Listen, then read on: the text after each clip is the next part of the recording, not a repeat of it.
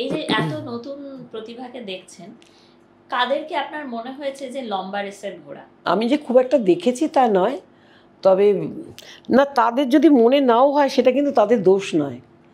তাদের এতটাই মানে ইয়ে করা হয়, তোল্লাই দেওয়া হয়। একটা সে যারা তারা তো কত 18, 20, 22 বছরের ছেলে মেয়ে, 15-16 আছে। তো তাদের মাথা ঘুরিয়ে দেবার মতো যথেষ্ট ব্যাপার। প্রথম গোড়ায় হচ্ছে তাদের বাবা মায়েরা। আচ্ছা, আগে মানে একদম মিথ্যে কথা আমি বলছি না, কারণ বাবা মায়েরা ছোট ছোট বাচ্চাদের নিয়ে এমন একটা ভাবভঙ্গি করে, আমার মেয়েই নায়িকা, আমার মেয়েই সব কিছু।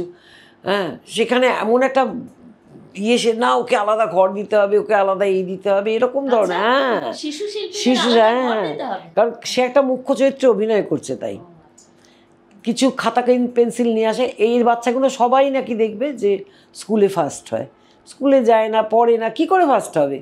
কিন্তু এটা একটা বলা আছে, সবাই ও তো ভীষণ ভালো, ভীষণ ভালো, ঠিক আছে, বাচ্চা আদর টাদর করেই রাখি আমরা।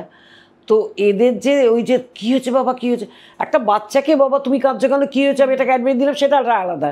কিন্তু এই বয়সটার পরের যে বয়সটা, যেটা ওই 15-16 থেকে আরম্ভ হচ্ছে, তাদের যদি বলা হয় যে তোমার জন্যেই সমস্ত দর্শক, তোমার জন্যেই কি, তাদের বয়ে গেছে কে তনিমা সেন, কে শকুন্তলা বড়ুয়া, কে কি, তাকে পাত্তা দিতে কিছু এসে যাবে না তাদের।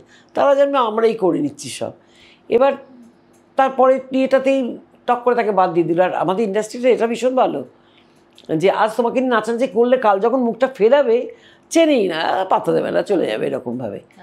তো তখন তুমি একটা বছর, 1 বছর ধরে ধরো একদম অনেক তোল্লাই খেয়ে গেছো, এইটা সহ্য করাটাই তো তোমার কাছে একটা বিশাল ব্যাপার।